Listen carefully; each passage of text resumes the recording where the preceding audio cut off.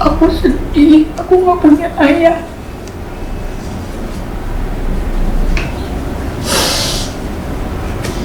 Aku tetap harus yang tenang, walaupun kayak gitu, kayak ditonjok yang gue harus ngomong apa. Aku cuma diem.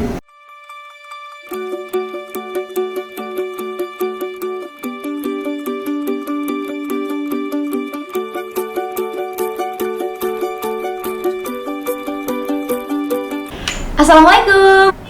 Siapa? Enggak Bu, enggak. Oh, udah kemajuan. Udah dari tadi. Assalamualaikum, kembali lagi di Sesa Idris Channel bersama saya Sesa Idris dan kakak saya Sesi Idris. begitu doang.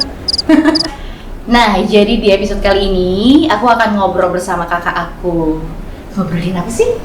Biasa kakak dan anaknya. Jadi mungkin aku akan nanya yang selama ini mungkin aku pengen nanya banget, tapi mungkin kemarin-kemarin aku sungkan, tapi ada perasaan gak enak. Tapi kan mungkin ada juga yang penasaran, gimana sih Sesi sekarang, atau gimana sih ngerasain jadi orang tua sendirian gitu. Dan mudah-mudahan di video ini semoga apa yang kita bicarain bisa membawa hikmah dan manfaat buat kalian semua. Tapi aku di sini nggak mau menggiring opini ya. Jadi kalau misalkan nanti ada tempat atau ada orang yang kira-kira mirip, itu tidak kesengajaan. Dan buat kalian yang baru mampir di channel aku, jangan lupa kalian boleh kalau misalkan ada inspirasi apa, ide apa, boleh nih komen di bawah ini. Jangan lupa juga subscribe, like, dan share. Dan jangan lupa nyalain notification-nya. Jadi kalau aku upload video, kalian dapat notification-nya. Kakakku Sesi Idris. Adikku Sesa Idris. Hai, apa kabar? Seperti biasa, tetap bahagia, tetap sayang sama keluarga, sama Sesa, Masya walaupun Allah. jauh dekat di hati. Ya Iya, kan? bener-bener. Tapi sehat-sehat selalu ya. Harus. Kalau nggak sehat, aku nggak di sini. Iya dong. Dan teman-teman kan juga pengen tahu nih, anak-anak gimana kabarnya? Anak-anak seperti biasa, Keke selama lockdown itu menjadi bertambah gendut. Keisha juga bertambah cabi. Jadi alhamdulillah anak-anak sehat. Yang penting sehat ya, Ca, hari ini anak-anak kita Insya ya. Allah, jauh dari COVID ya. Insya Jauh Allah dari ya. semua penyakit pokoknya. Oke, aku pengen tahu nih. Emang kurang tahu tentang aku? Penasaran ya? Enggak, bisa aja. Penasarannya. Oke. Kan kayak mungkin teman-teman ada yang udah tahu atau belum kalau misalkan kakak ini single parent ya kan. Udah berapa lama sih sebagai single parent? Berapa ya? Mau jujur apa bohong?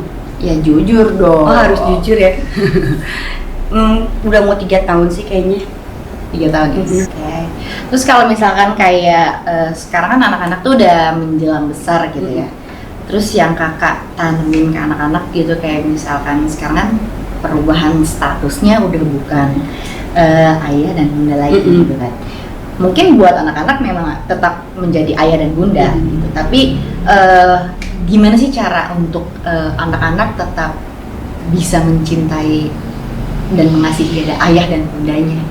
Kalau cara itu sih sebenarnya keikhlasan hati kita aja sih ya. Karena gini, ya itu tadi aku bilang, tidak semua orang itu pengen menjadi single parent.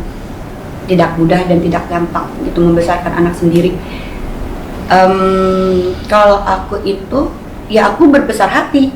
Aku harus menerima, oh sekarang gue sendiri, gue bertiga bersama anak aku gitu. Oh mantan aku sudah punya pasangan gitu, dia sudah punya keluarga lagi. Gimana ya cara aku untuk bisa biar ngeklik. Tapi kalau aku itu tetap membangun kayak, ya ini semua demi anak-anak. Aku harus ngalahin ego aku harus ngalahin emosi aku harus ngalahin sedih aku, marah aku, dendam aku, semua tuh harus aku hilangin. Itu semua aku lakuin buat anak-anak gitu. Jadi aku tetap komunikasi dengan bapaknya anak-anak dengan baik, walaupun aku tahu kalau itu tidak mudah gitu kan, karena kan dia juga sudah berkeluarga. Kalau misalkan dari sekarang kan dari tempat tinggalnya udah berbeda sama kayak pasti kan mereka agak ngerasain yang gue nggak serumah gitu ya sama ayah sama bapak sama ibu gue lagi gitu. Ada nggak sih perubahan sikap dari anak-anak gitu, yang ada yang berubah kah, atau Gimana cara untuk ngasih tahu ke anak-anak gimana? Berubah itu adalah ngasih tahu mereka, ngasih pengertian yang pasti ya gitu. Karena kadang kalau kakak ini sih memang anak laki yang cuek, dia itu cuek banget kakak. Bukan cuek bukan berarti tidak peduli ya gitu, dia itu cuek kayak tetap terus diajak ngobrol, digali isi hatinya. Kita harus tahu kakak ini tidak boleh menyimpan rasa ingin tahu gitu. Kalau adik ini yang agak-agak sulit gitu. Adik itu sering kayak kalau di video call sama ayahnya suka, ayah nginep di sini kan, ayah di sini kan gitu. Itu yang bagi aku tuh kayak, aduh gimana ngomongnya ya gitu. Sedangkan sebenarnya adik tuh tahu kalau ayahnya itu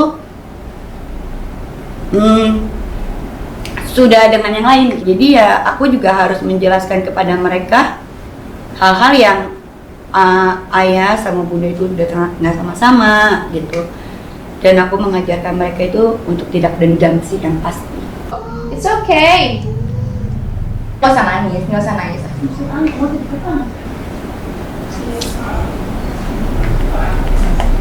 Tunggu, tahan air mata, tahan ya. Yuk, bahkan Batman ini. Kalau misalkan dari hal-hal yang udah terjadi gitu semuanya gitu ya, dari awal hingga sampai detik ini, nyesel nggak? Dari awal apa nih? Awal nikah apa awal divorce? Dari awal nikah sampai akhirnya endingnya harus berpisah gitu. Apakah ada penyesalan? Gitu. Pasangan hidup itu di saat menikah dia pertama bertanya kepada kita, mau nggak jadi istri aku? Kita yang jawab kan, mau. Baru izin ke orang tua, ya kan? Berarti yang memutuskan memilih pasangan hidup adalah kita. Berarti kita tidak boleh menyesal. Ya, di dalam pernikahan itu tidak boleh ada kata menyesal. Tidak boleh ada kata menyesal, aku salah pilih dia. Itu. Kita tidak boleh ada kata menyesal. Jadi semampu kita, sekuat kita, kita harus bertahan dalam rumah tangga kita. Semampu kita ya, gitu. Kalau memang masih bisa diperbaikin. Kalau tidak dicari jalan untuk memperbaiki. Kalau tidak bisa diomongin baik-baik, gitu kan. Gitu prinsip aku awal nikah seperti itu. Dia adalah pilihan aku. Mau salah, mau benar, itu adalah pilihan aku. Sampai akhirnya memutuskan kita divorce, berpisah. Aku nyesal kenapa harus divorce. Emang nggak bisa ada cara lain gitu. Aku nyesal. Aku nunggu dari proses dia ngomong divorce sampai aku masuk ke persidangan itu kurang lebih hampir 3 atau 4 bulan nih. Aku nggak diurus-urus ini perceraian karena di saat itu aku masih menunggu niat dan etikat baik dari mantan aku. Walaupun mungkin aku harus keluar lagi dari rumah, aku harus kehilangan banyak hal lagi dalam hidup aku, dan aku harus memulai lagi semua yang baru, itu nggak apa-apa bagi aku. Gitu. Jadi kalau ditanya nyesel atau nggak divorce, nyesel. Gitu. Kenapa sih rumah tangga itu harus divorce? Semua tuh masih bisa diomongin baik-baik, tapi ya udah, semuanya kan ambil hikmahnya, semuanya pasti walaupun kita menginginkan plan A, tapi ternyata Allah punya plan B. Punya kehendak. Allah punya plan B buat kita. Kalau kita tidak siap plan B itu berarti kita tidak siap harusnya di plan A. Gitu. Jadi ya ikhlas, legowo. Kita harus berpikir anak kita mau dibawa kemana, anak kita harus seperti apa sekarang. Bukan berpikir lagi tentang diri kita. Gitu. Bukan berpikir lagi aku harus cepat menikah, aku harus seperti apa besok. Bukan. Anak aku harus apa besok, anak aku harus makan apa besok, anak aku harus sekolah gimana besok, anak aku harus jadi apa besarnya. Gitu. Jadi kalau ditanya nyesal apa tidak teman-teman yang sisa pernikahan divorce itu, pasti jawabannya menyesal. Dan semua pasti akan seperti itu jawabannya. Walaupun mereka bilang enggak, gue nggak nyesel, gue seneng divorce dari laki gue, malah gue bebas, gue nggak dipukulin, gue nggak dimaki-maki segala macam, tapi bohong. Pasti di hati kecil mereka nyesel. Karena sudah gagal gitu ya sebenarnya. jujur sama Allah dalam membuka lembaran baru, jangan lama-lama menjadi single parent, karena wanita itu kan bengkok, jadi dia nggak, aku yakin wanita itu nggak akan, mungkin ada yang sanggup tapi kan butuh pendamping hidup, dan dia kalau dipaksa pun nanti akan patah gitu.